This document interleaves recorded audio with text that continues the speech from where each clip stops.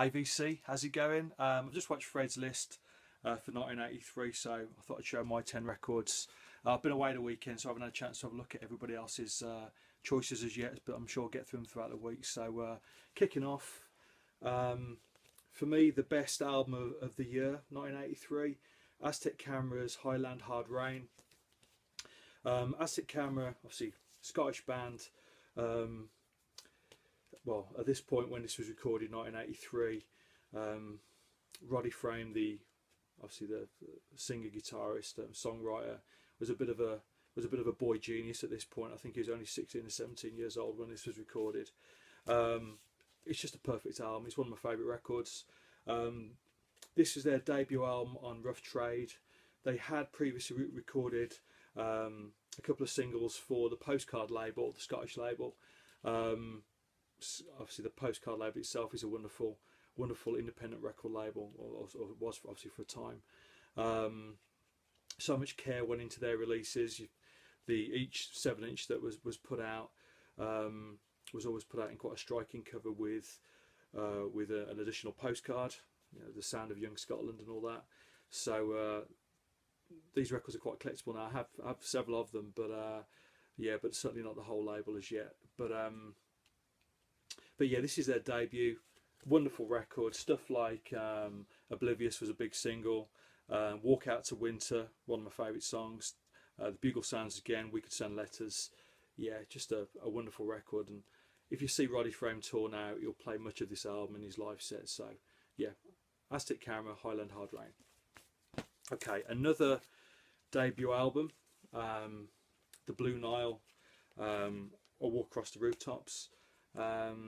I could listen to Paul Buchanan sing anything. I mean, they don't put out a lot of music, the Blue Nile, but whatever they do put out is always just wonderful. This isn't actually their best album. My favourite album of theirs is Hats, which came out, was that about 88, was it? But yeah, this is a great debut. I think I picked this up in the States actually. This is a gold stamp promo copy. So, but yeah, on A&M.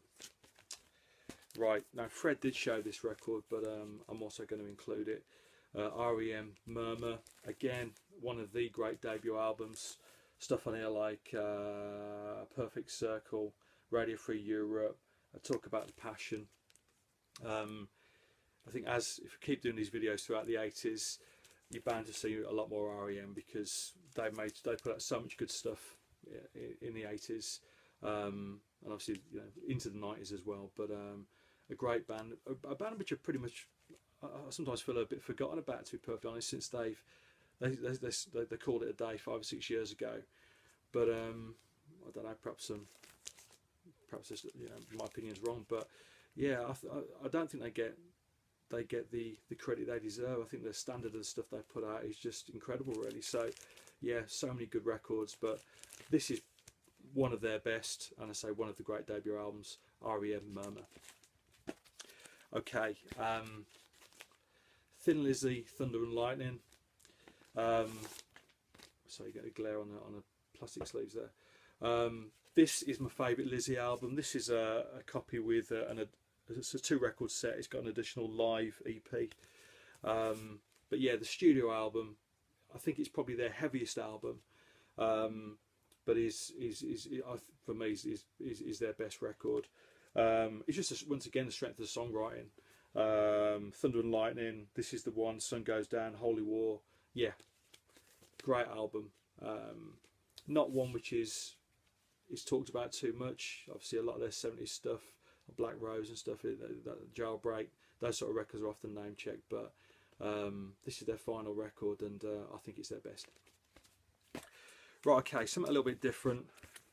This is a Japanese recording. Basically, this album came out in '83 and was reissued, I think 2015, so probably about 12-18 months ago. I think what happened was that somebody's obviously found a copy in Japan and has put a track off this record on a compilation album, and interest has grown on the back of that. I originally checked it out online because I read a review which basically described it as being Japanese avant-garde electronic music. It's not that. It's basically a Japanese synth new wave record, and it's lovely. This is it's on double vinyl, both play at 45, and I would definitely recommend that you check it out. The band, well, the English translation for the band is Mariah. Okay, cool. Right, okay, I showed a Funboy 3 record in my 1982 video, so I thought I'd show their second record for 1983. This is Waiting.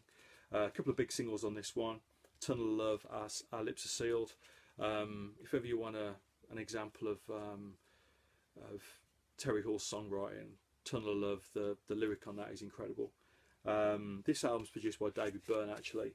I'm not sure whether I prefer this one to the debut. The debut is just really quite quirky, but yeah, this is still a really nice record. Okay, I showed Tracy Thorn's debut solo album in my 82 video. She's still also working with the band at that stage, the Marine Girls. This is their second album, Lazy Ways. Yeah, this is on, I think it's on Cherry Red, isn't it? Yeah, Cherry Red. Yeah, again, just a really nice, fun album. Quite sparse in instrumentation. Bass, guitar, bits of percussion here and there, but yeah, so just a really nice female vocal. So yeah, the Marine Girls.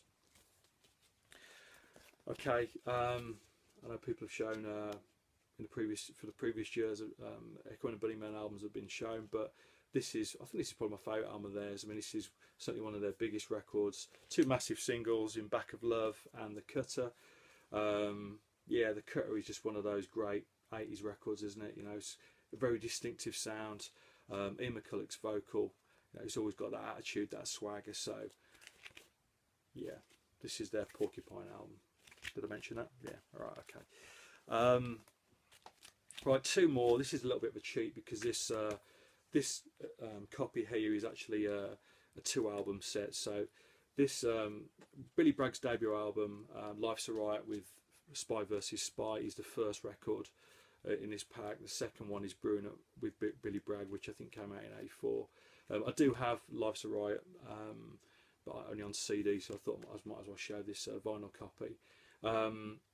Yeah, Billy Bragg is one of those artists. I said before about I like vocalists that sing in their own voice, basically. You know, so you think about people like obviously Paul Weller, Edwyn Collins, Lloyd Cole, you know, Morrissey, even. You know, that sort of very distinctive vocal, which as soon as you hear it, you know who it is. And obviously Billy Bragg, you know, with his, let's say, distinctive vocal style, you know straight away, you know, that you listen to Billy Bragg. But his lyrics are always wonderful, particularly on this record. I think one of the best pop songs of the 80s is A New England, which was covered by Kirsty MacColl. She took it into the charts.